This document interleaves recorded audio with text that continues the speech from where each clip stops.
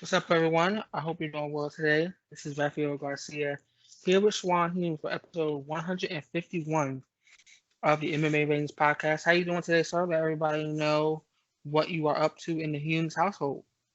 Not too much. I just got out of a basketball game. They had senior night, so that took forever. And the coach started having a speech. It was supposed to be a 5-minute speech. I think he's still talking, and that was like 25 minutes ago. So I left. How the game go? We won. We won JV and varsity. Both won. Both won. That's what's up, man. Always good to hear that. Well, we have quite a bit to talk about this week, where we are previewing UFC 247, which is this Wednesday, or excuse me, this Saturday. Talking about some new fight announcements and also other combat sports news from around the world. So, Schwan, let's go ahead and jump right into it and talk about UFC 247. But before we do that, why don't you let everybody know where to find our content every week? You can find us on YouTube, FM Anchor, iTunes, and FM Player. Awesome. And we are also working hard on launching a Patreon, hopefully in the next couple of weeks, which will have some exclusive MMA ratings content. Hopefully, we'll get that up in the next few weeks. But keep an eye on our Twitter handle at MMA Ratings Net, where we will talk about that. And also, you can catch us at MMAratings.net, where you can always go and rate the fights. And we have some fights to at least rate how excited we are as they come closer this week, where we have UFC 247, where Jon Jones and Dominick Reyes are fighting for the UFC Light Heavyweight Championship.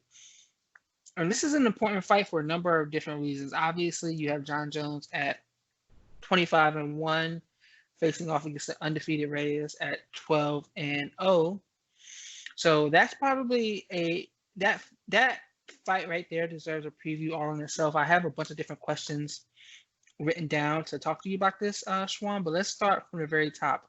What do you see happening in this fight over the course of 25 minutes of action? Well, the biggest question for me is as long as Jon Jones' durability, as long as he still has his chin and his durability, I don't see how Dominick Reyes wins this. I know a lot of people haven't been enamored with Jon Jones' skills, especially the skills he showcased in his last few fights.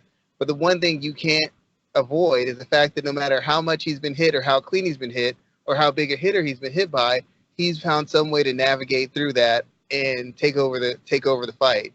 And it's really the biggest advantage he has is his height and his durability. Because of his range, the range of his punches, the range of his kicks, guys lack the footwork and the overall technique to get through it, to get to him. And on the few occasions they can get to him, when they land one shot or maybe 2 or 3 shots on him, they can't do enough damage to get him to back off or to keep him from taking them down and working them over. So unless one of those two things changes, it's really going to be hard for me to see a way that Reyes wins, because he'd have to put consistent damage on Jones, or I guess he'd have to land a Hail Mary shot. And both of those things are very difficult for a guy who's got the skill set of Reyes. I'm not saying he doesn't have a great skill set. He's got a good one, but right now I still feel he's more of an athlete than a fighter, and I feel there's a lot of holes that he has in his game that Jones can exploit. The only advantage he has, once again, is he can be explosive, he can be dynamic, he's long, he's powerful, but as far as how to maximize those physical tools, I still don't know that he knows how to do those things quite yet. So one thing I've been hearing pretty much a lot of is that Jon Jones, the most he struggles against guys who can box well. And that is being hyped as a skill that Reyes has coming into this fight. Is that a true narrative to you? Do you think that Jones consistently struggles against guys who can box with him or outbox him? And is this a fight where we should expect to see that happen? Well, the biggest thing is, if we're really being honest, in the light heavyweight division, who are the really great boxers? Alex Gustafsson isn't a great boxer. Anthony Smith wasn't a great boxer. Volkan Ozdemir isn't a great boxer. Daniel Cormier isn't a great boxer. He might struggle with guys who are aggressive enough with their punching, where they're willing to take some to get their shots off. but I can't say there's anybody in the division who's a good enough boxer where I can say he struggles with boxing. The thing is, Jon Jones isn't a very good boxer. In the mid-range, he's not very good. He doesn't maximize his range with his long limbs, with his jab or his fakes or his long right crosses or long left hands. He doesn't maximize it. His footwork's not great. His head movement's not great. So in the instance, you can exploit him with his boxing. But the problem is Jon Jones is so long, the guys can't get into the range to put their hands together. First, they have to get past his punches. Then they have to get past his kicks and his knees. And then if you actually get in on the inside of him, you always have to fear the threat of him body locking you or tying you up and just throwing you. So does he have a weakness in boxing? Yes. Can I say he struggles with boxers? No, because most guys in the division aren't really good boxers. I guess you could say Gustafsson caused him problems, but I think Gustafsson's ability to stymie Jones was because A, he's very mobile and athletic, and B, he's very long. Like Jones isn't used to dealing with guys who are comparable reach and comparable height to him, and I think that threw him off a little bit. But just saying he has a problem with boxers, I can't really say that because nobody in the division is anywhere near what I would consider to be a boxer. So you mentioned having comparable size to Jones. Reyes does have that. Do you think that's going to be a big cause for concern on Saturday? I think it can be but Reyes likes to kick a lot, but it will be because Reyes won't be giving up range. He should be able to get at Jones at the same instance that Jones can get at him. The only problem is Reyes is a very kick-heavy fighter. I haven't seen him be really great with his hands, not with feints to set shots up. I don't know that he can strike himself into clinches or takedown attempts. He usually kind of stays at the edge and chops away guys' legs, chops away their body. And Jones is vulnerable to leg kicks. Jones is vulnerable to kicks. He's not used to guys kicking with him. But Jones also has the ace in the hole of his being able to transition from striking to wrestling. And he hasn't done it a lot in recent fights, but it's still something he has in his back pocket that I think can work against Reyes because Reyes isn't a great takedown defender. He's gotten taken down by almost everybody he's faced. Taken down by St. Preux, who's nobody's wrestler. He got taken down by a faded Chris Weidman. And he got taken down by Volkan Ozdemir. None of these guys have the wrestling pedigree of Jones. None of them have the fluidity of Jones. And none of them have the physical strength and ability to transition from ranges like Jones does. Now, Reyes' height and his reach will give him an ability to hit Jones. And that's true, but he's not used to really dealing with long active kickers and punchers himself. So it's like both guys have the same problem. Both guys mirror each other. They can hit each other from a range they're not used to being hit from, but they're also vulnerable from range they're not being used to being vulnerable from. So they both have pluses and minuses. The thing that tips it in Jones's favor is one, Jones is more proven as far as taking punishment, and two, Jones is known for transitioning to takedown attempts. And Reyes has never been really great. He's great at getting back up, but he's not very good at defending takedowns. So what is the biggest weakness that both individuals can exploit from their opponent on Saturday?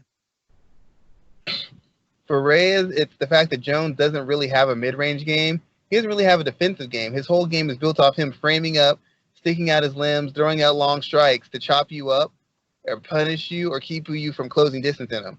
Reyes has, like I said, his comparable length. He has an active kicking game, so the distance shouldn't be that big a problem for him. He should be able to get to Jones's body with kicks.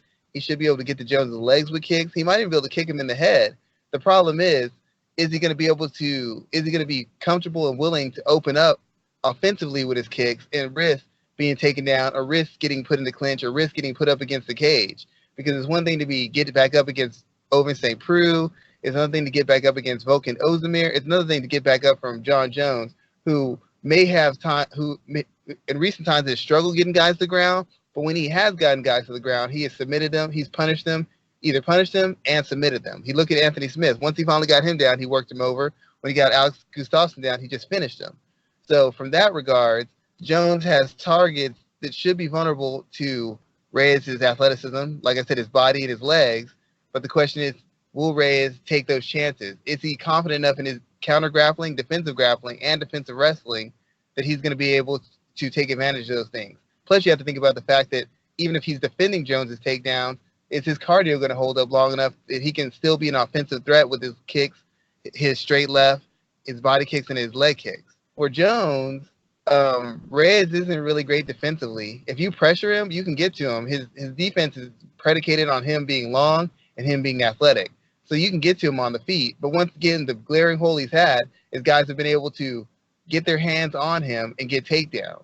And once again, even if he doesn't get taken down by Jones, having to be in clinches or in tie-ups with Jones is gonna wear him down. It's gonna take some of that explosiveness away. And then once he has some of that explosiveness gone, his offense isn't nearly as dynamic. His defense is non-existent, and his ability to grapple defensively or get back up is going to essentially be taken away. So the clearest path to victory for Jones is to mix in takedown attempts and takedowns to wear Reyes down and take away that explosiveness and make it a battle of skill and IQ. And for Reyes, the best option for him is to come out and jump on Jones right away, attack his legs, attack his body, kind of crash that pocket, take away that length, and force him to really have to take numerous shots and force him to have to defend and come up with legitimate counters or offensive measures to keep Reyes off him. But in taking that risk, he opens himself up to takedowns and clinches. But if he wants to have the best chance of winning, he doesn't want to stay at a distance and box with Jones or strike with Jones. He wants to put the pressure on Jones, put Jones on his back foot, because Jones makes a lot of defensive mistakes that he only gets to navigate because of his length and because of his durability. Put both of those things to the test by being aggressive with them. Okay, so last question I want to ask in reference to this main event. It's kind of a couple-parter. Jones wins on Saturday. Do you A, have him bump up to heavyweight, challenge for the title there, or B, have Adesanya come up and have that fight go down? In my opinion, I believe you move Adesanya up and you set that fight together first. While I like the idea of him moving up to 100 or heavyweight and maybe challenging Stipe, because Stipe is kind of playing hardball at the UFC right now, I do think they can get more bang for their buck out of Adesanya right this moment. But I'm asking you, Schwan, you're in charge. Which way do you go, Adesanya, or do you bump him up and have him fight Stipe? I mean, if you could make the Adesanya fight, it's a sellable fight. Jones has a certain fan base that tunes him to see him fight more. Adesanya already has kind of a fan base. He's put on a couple of fights. He's been very impressive, and they've been going back and forth. You can build that fight easier. You have sound, you have clips to sound, you have media, you have constant interviews. That's an easy fight to make, and it's a fight between guys who are streaking across MMA, and really haven't shown any holes that a person could maximize to beat them. Adesanya hasn't really been submitted. He's taken shots. He hasn't been finished. He hasn't been submitted. He hasn't really been taken down and controlled. He's essentially had an answer for any question posed to him. And Jones, as shaky as he looked in his last defense, still hasn't had any question posed to him that he hasn't had an answer for. That fight's an easy make. I don't know if it's likely because I think Adesanya wants to at least win at least 2 or 3 more fights in the middleweight division before he even attempts to take on Jones. I think he has his own journey, and I think that's what he wants to do. Stipe would probably take the fight. That'd probably be the easier fight to make because it's a name fight for Stipe. It's a big fight for Stipe, and it's a fight that could get him paid. And he doesn't seem to want to fight Daniel Cormier. The only issue holding up once again is Stipe is always playing hardball with the UFC, which I get. The UFC treats him as a kind of a redheaded stepchild, a second option. So of course he's going to try to milk them for all the money he can and maximize his opportunities. But if I had a choice, I'd probably rather see Adesanya versus Jones. I just don't think it's very likely because I don't think Adesanya likes being dictated to. And if a fight with him and Jones happens, Jones is going to be rubbing it in that I made this happen and you dance to my tune and I call the shots. And I don't think Adesanya is going to allow himself to be put in that kind of position. I think he wants to build up his own brand and make sure he's on equal footing with Jones before he takes a fight. But I'd much rather see the Adesanya Jones fight. Okay, great thoughts, sir. Great thoughts. Let's move over to this co-main event where we have Valentina Shevchenko and Katlyn Chookagian. Now, Katlyn's coming into this fight as depending on where you find her, you can find her as a plus 500 favorite all the way up to 1,100 favorite here. I am of the ilk, though, that I think it would obviously be an upset if she won. But with the way judging goes and with the team she has around her, I wouldn't put that past her, especially with her ability to hit, move in and out. However, Shevchenko is talented in nearly every area of the game. Some people have gone as far as to consider her the best woman in the sport today, which I don't agree with, but that's, we've argued about this time and time again. What are your thoughts about this co-main event, and how do you see a path to victory for Chookagian? Well, the biggest thing is, to me, Chookagian's like a less sturdy, less physically imposing version of Holly Holm.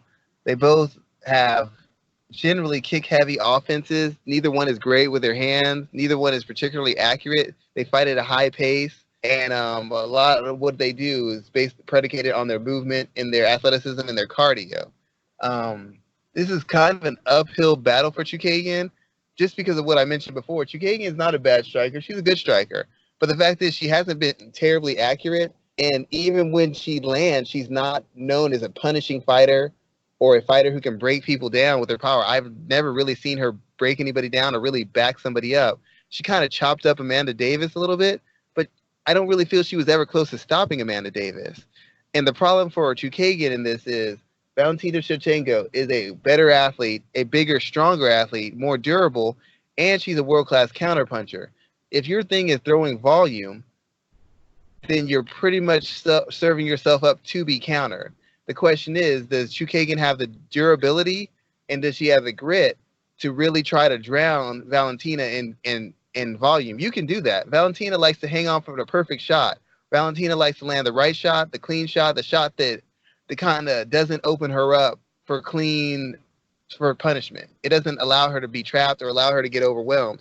But the thing about it is, in waiting, she can let people rack up points because she's just defending. She's just moving around. She's not through moving her hand. And at bantamweight, it was an issue because she was facing big, strong girls who could soak up her power. Big, strong girls who she couldn't just finish with one shot or rock with one shot or back up with one shot.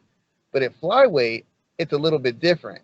When she hits girls, they tend to respond a little bit differently to the power. Even Liz Carmouche, who's notoriously durable, once Liz caught a couple of counter shots, Liz wasn't willing to move her hands. Liz wasn't willing to pressure. We saw it happen to Jessica Ai. Every time she hit her, she hurt her, and then she put her out. And against Priscilla Cachoeira, she just beat her with an inch of her life. She was rocking her, stunning her, dropping her with every shot she landed.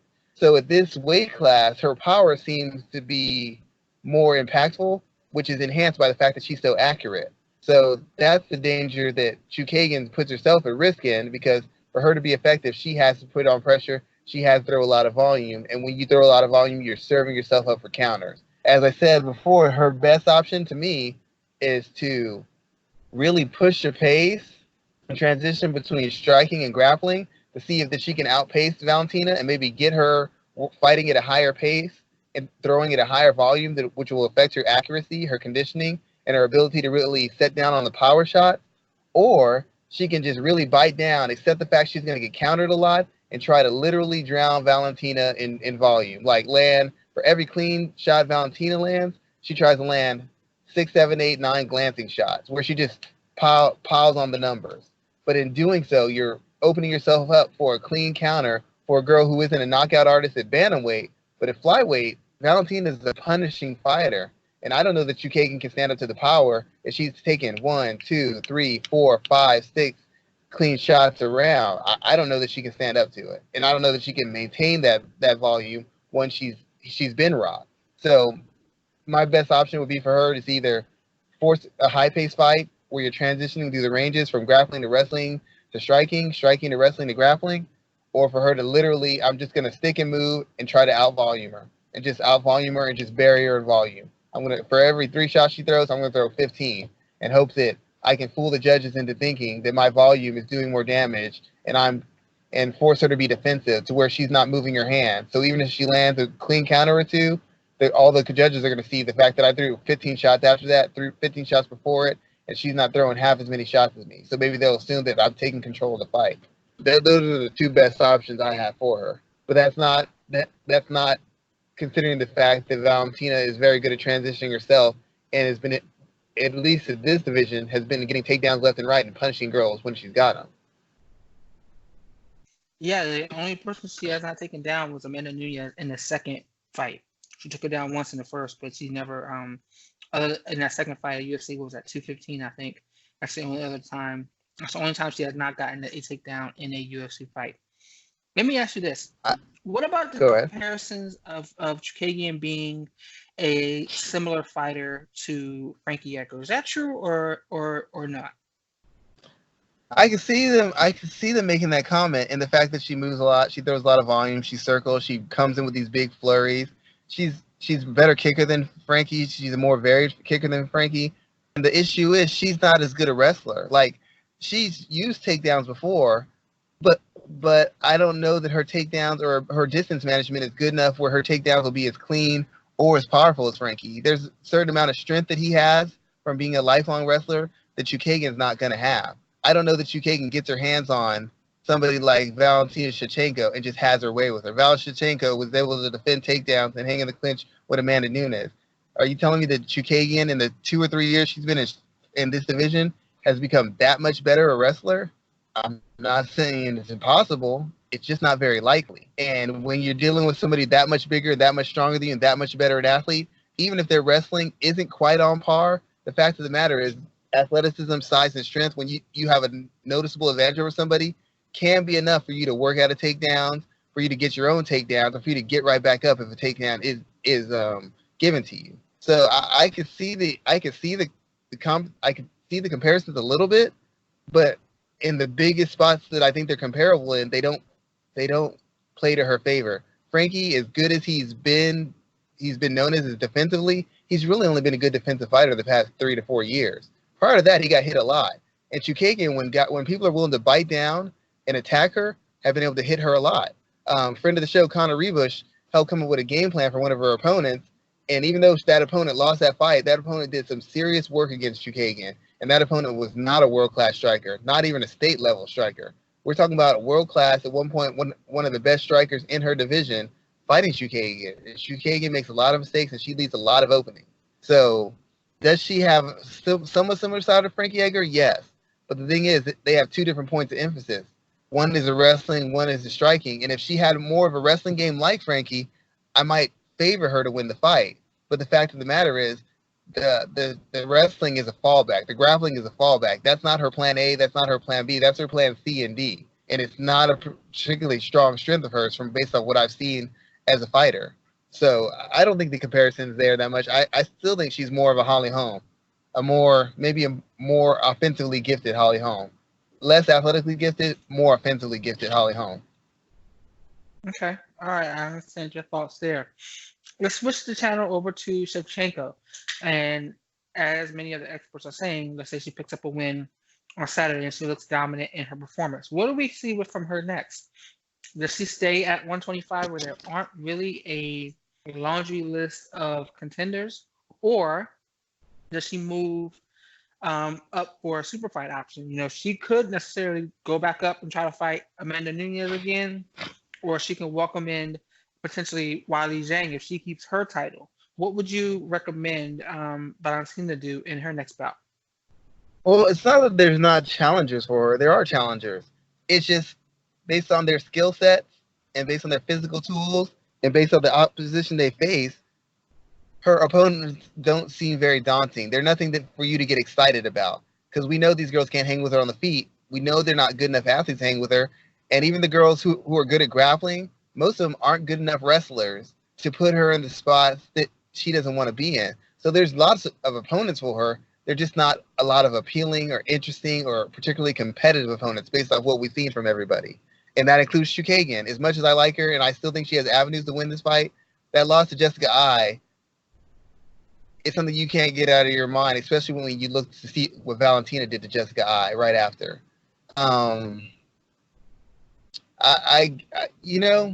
She has a lot of options ahead of her. Amanda Nunes hasn't really been challenged. The toughest fight she's had in the past couple of years is her fight with Valentina.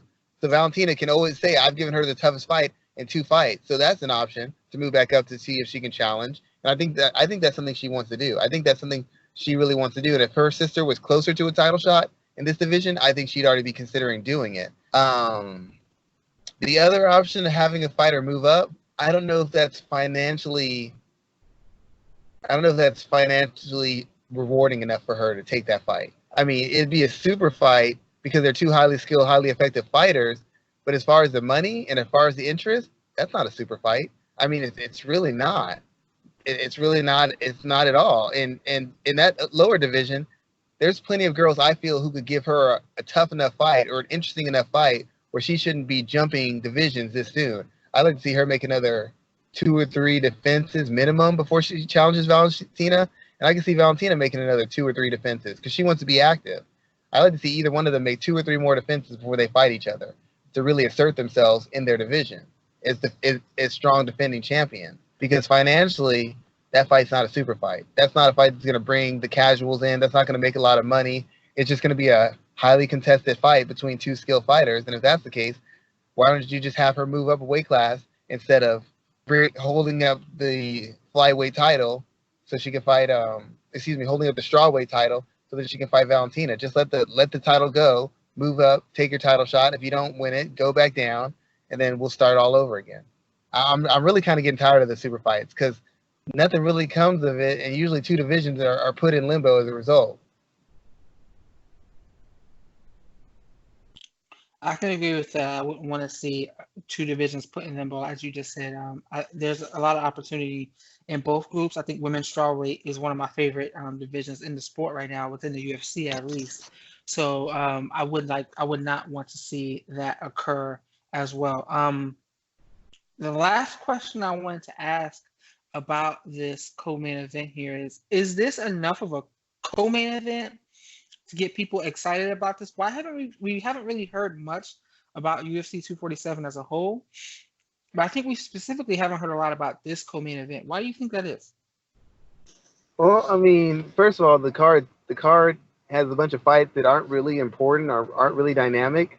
Part of the problem of having so many cards, you can't have a lot of quality fights on them. You're going to have lulls in the fight quality and the fight interest. Secondly, nobody really thinks Chookagian can win. I mean, Chookagian isn't a big name. In the fight she's won by decision, and she hasn't won in an exciting, dynamic form of decision. She's won in pretty low as far as excitement, pretty unexciting. Some would say boring fight. She hasn't been particularly dominant.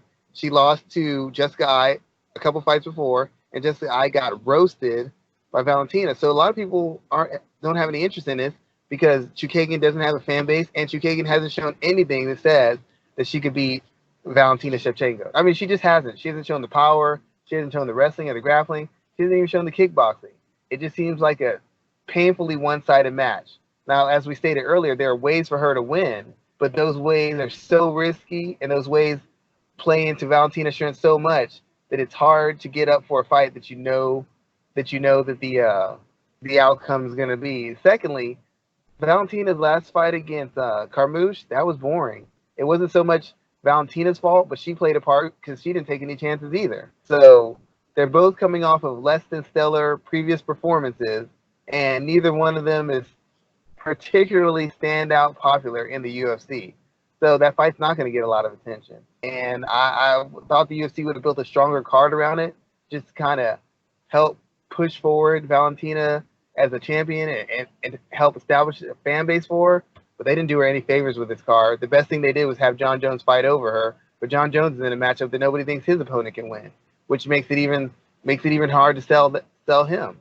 So I don't think she's going to get a lot of attention on this unless she has a dynamic and pretty decisive win. I don't think this win is going to get her, make her any bigger of a name or make her any more legitimate of a fighter, especially with a person like Chookagian who knows how to survive. So as far as expanding her brand or making a big splash with this co-main event, I think the UFC's failed on both accounts. All right. Well, you mentioned the strength of this card as a whole. I want to talk about some of the other fights. There's only 2 that really jumped out to me: Derrick Lewis and Ilir Latifi. What are the chances this fight goes all 3 rounds? It could, because Derrick Lewis isn't good at leading. He's very poor at leading. If Latifi wants to make it ugly and stink it out and just stick and move and run around, he could very well go 3 rounds with Lewis. Lewis isn't good at setting up his strikes.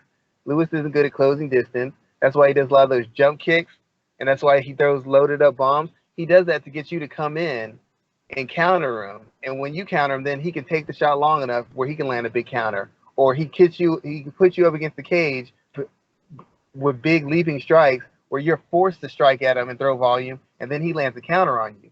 Derrick Lewis really isn't a great offensive wrestler, isn't a great offensive kicker, isn't a great offensive puncher. He's big and strong enough where he can impose his will on Latifi, but if Latifi actually plays a smart MMA game, he can stay on the outside, stick and move. He can use takedown. He can probably get a takedown. I'd assume he could take down Derrick Lewis fairly consistently and get back up and move around. It could go 3 rounds easily. Derrick Lewis doesn't have the foot speed and he doesn't have the skill set to really trap or pressure Latifi unless Latifi fights a very dumb and very overly aggressive fight. So it's very likely that fight could go 3 rounds.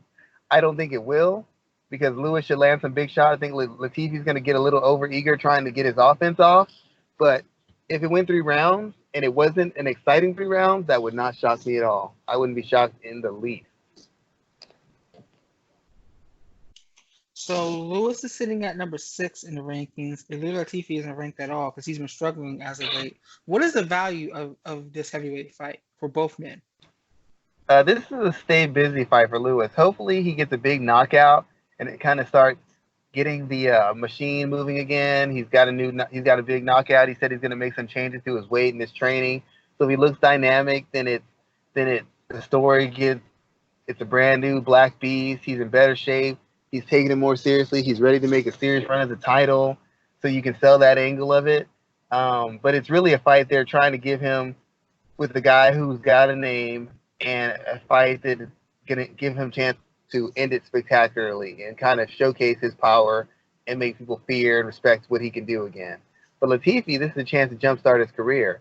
He was struggling at light heavyweight. He had pretty much gone on a losing streak and was falling out of the rankings, and they're giving him a big name. If he can beat Lewis, even if it's a boring fight, that's still a huge feather in his cap, and it instantly makes him a player at the heavyweight division. This is a all-reward, no-risk fight for Latifi outside of the risk of getting hurt. For Lewis, if he wins, it's not going to be big news, and if he loses, it's going to cause him to tumble down the ranking. So it's a very risky fight for him, and it's a very reward-filled fight for Latifi. But like I said, they're trying to use this to showcase Lewis and to reestablish him as the dominating force. And Latifi's just got to make the best of his opportunity and hopefully put himself in a position where he could be a name or a contender in the heavyweight division. And all he has to do is get one win, and instantaneously he's a contender for the title. All right. What about this Angela Lee Lauren Murphy fight? I think that this fight has some value for both women as well. They are sitting at 7 and 8 respectively in the division. If something happens to the main event, like let's say Katlyn Chookagian falls out because of weight cutting issues, I expect one of these women to get bumped up to the co-main event. But if that does not happen and they're facing off against each other, Lauren Murphy's been on a little bit of a better run than Angela Lee as of late. What do you see happening in this bout here? First of all, if either one gets moved up, I know Valentina wouldn't have much time to prepare. I think she kills both of them. She might literally, it'd be just guy all over except worse. In this matchup, I really think Lauren Murphy has a chance to win this fight. I know Angela Lee's the younger fighter. She's, in theory, the more skilled fighter and she's closer to her prime. But the fact of the matter is Angela Lee isn't particularly physical. She seems to have cardio problems when she's forced to fight at a pace she doesn't want to. She doesn't hit very hard, and she throws a lot of volume. And in my opinion, as good as she can be offensively, she's not great defensively. And Lauren Murphy is known for pressure. Lauren Murphy is known for physicality. Lauren Murphy is known for being able to apply punishment to an opponent. Maybe not just be a knockout fighter, but she puts enough volume and enough mean intentions behind her shots where she can really chip somebody up. I don't know that Angela Lee has the power to scare her off, and I don't know that Angela Lee has the physical strength to shrug her off or push her off when she inevitably gets into those clinches or gets in on her legs or pushes her up against the cage. I didn't like what I saw from Angela Lee last time. I saw her getting tired, and when she got tired, I saw her getting hit a lot, and when she got hit a lot, I saw her it seemed like her urge or her willingness to really engage waned a little bit, and her ability to be accurate and technical seemed to wane a little bit. So if it becomes an actual straight up fight, not a mixed martial arts match, but a fight, I'm going to favor Lauren Murphy. Lauren's not in her peak. Lauren's not the best striker, but Lauren is a very seasoned fighter. She's fought much better opposition than Angela Lee. She's kind of on a streak right now. She's kind of made a little bit of adjustment in a transition as far as how to best play her game to get the best to be at the best results. And I feel like she's just mentally and physically tougher. Angela Lee could outslick her, outwork her, and pull away from her and win a decision. But like I said, if it gets down to a fight in a matter of wills, I don't see how Angela Lee beats Lauren Murphy. It's Lauren Murphy's job to make it a battle of wills and make it a wild fight and make it a high-paced, high-contact affair. If she does, I think she wins the fight. If it stays technical and it stays kind of an open space and it's a matter of athleticism, I think Angela Lee wins and she wins handily. But it's an important fight. This fight will move whoever wins up in the rankings. Probably might move them around the top 5, or they'll be right outside the top 5, if not in it. And it'll put them in position to maybe they'll be a fight or two away from a title shot. Is there anything else from UFC 247 that stands out to you?